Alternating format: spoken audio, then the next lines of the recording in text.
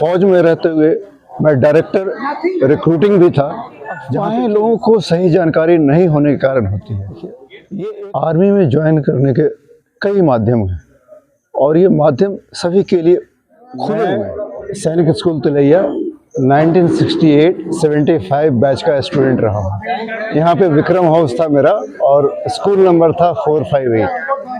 School से pass out होने के बाद मैं नेशनल डिफेंस एकेडमी 3 साल और इंडियन मिलिट्री एकेडमी 1 साल की ट्रेनिंग के उपरांत इंडियन आर्मी में आर्मी एयर डिफेंस के कोर में कमीशन लिया और इस कमीशन के बाद मैंने अपने इस सुंदर सी आर्मी में 37 साल की नौकरी के उपरांत 2016 में रिटायर हुआ एज ए कर्नल। और जो भी मैंने इस सर्विस के दौरान पाया, चाहे वो मेरी फॉरेन जाने की हो, रशिया में ट्रेनिंग की हो, यूरोप की हो या मिसाइल डेवलपमेंट प्रोग्राम में जो मैंने योगदान दिया है देश के लिए, वो सब इस संस्थान के बदौलत है।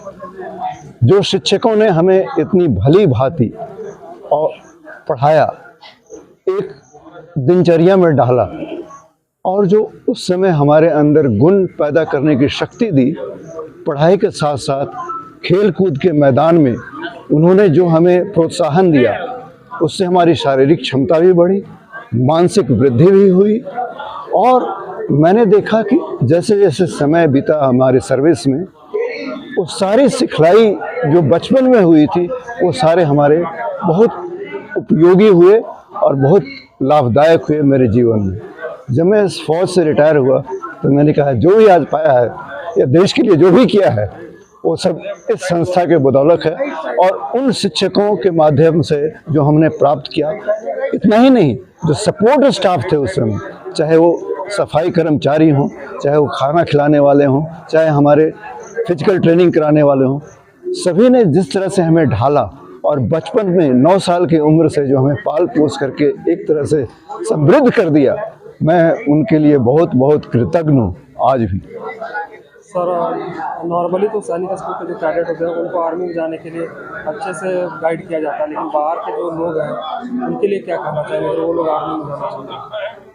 मैं उनके लिए भी यही संदेश दूंगा, क्योंकि मैं फौज में रहते हुए मैं डायरेक्टर रिक्रूटिंग भी था, जहाँ पे कि रिक्रूटमेंट का हमने काफ़ी प्रावधान किया अपने टेन्योर के दौरान में।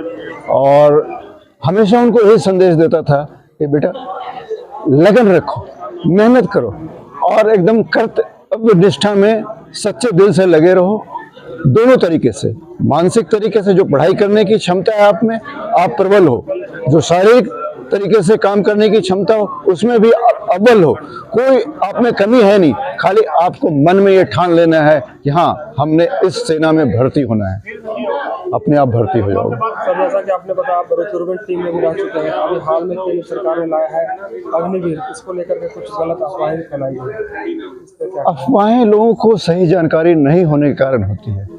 ये एक अच्छी सुविधा प्रदान की गई है आज के नवयुवकों के लिए और इससे हमारे फौज में जो संख्या हम रिक्रूटमेंट में लेते थे उतनी संख्या आज भी रिक्रूटमेंट करके लिया जा रहा है।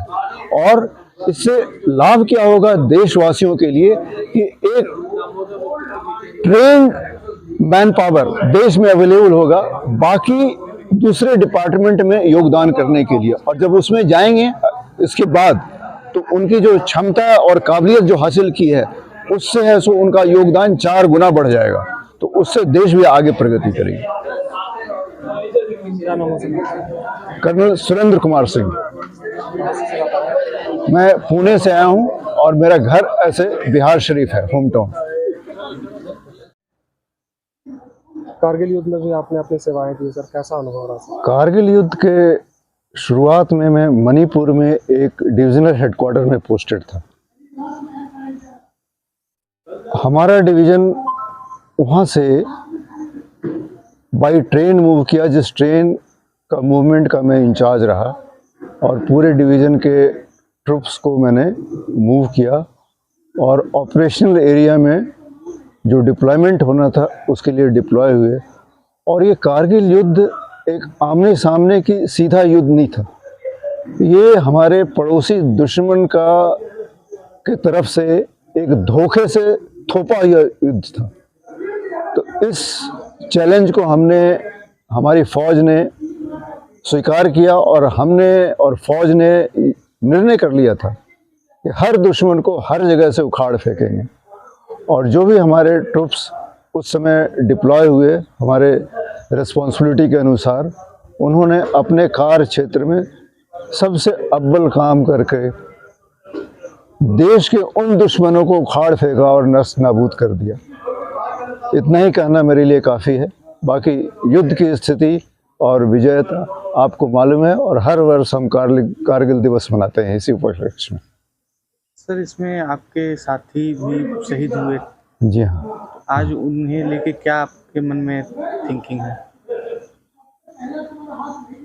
हमारे मन में यही थिंकिंग है कि वो तो देश की सेवा में शहीद हो गए, काश कि उनकी जगह मैं भी होता, काश कि उनकी जगह मैं भी होता।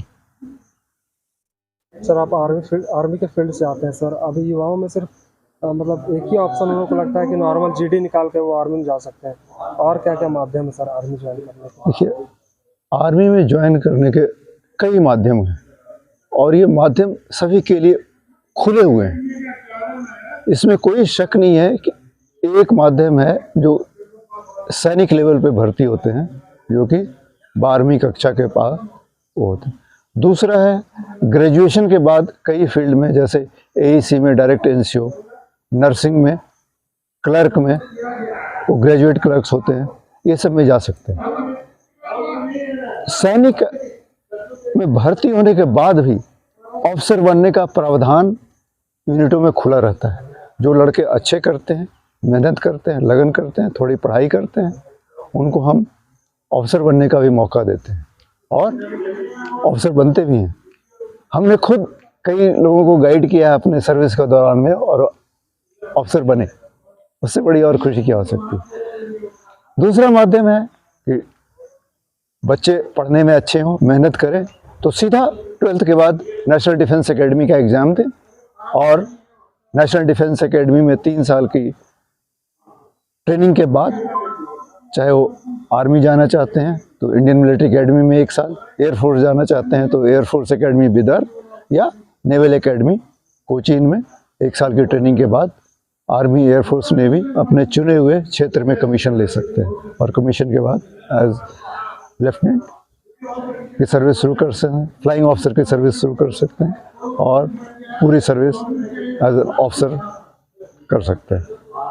तीसरा माध्यम है कि ग्रेजुएशन के बाद as a short service commission officer OTA Madras, वहाँ पे दाखिला लेकर के 1.5 साल की ट्रेनिंग के 9 महीने की ट्रेनिंग के बाद वहाँ पे कमीशन ले सकते हैं। और भी माध्यम खुले हैं। एक टेक्निकल एंट्री स्कीम है, TES जिसको बोलते हैं।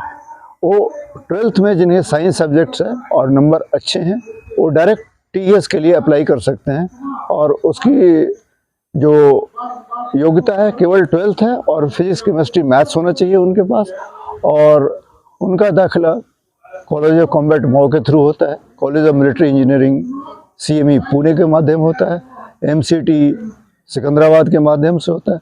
ये 3 टेक्निकल इंस्टीट्यूट्स हैं जहाँ पे कि टेक्निकल एंट्री स्कीम के लड़के जाते हैं, और ये core of signals, core of EME और कोर ऑफ इंजीनियर्स में इनका कमीशन होता है ट्रेनिंग के उपरांत। तो इस तरह से कई माध्यम खुले हैं। इसके अलावा NCC के माध्यम से भी लोग एज कमीशन ऑफिसर की एंट्री ले सकते हैं। NCC C सर्टिफिकेट के माध्यम से वो दाखिला ले सकते हैं।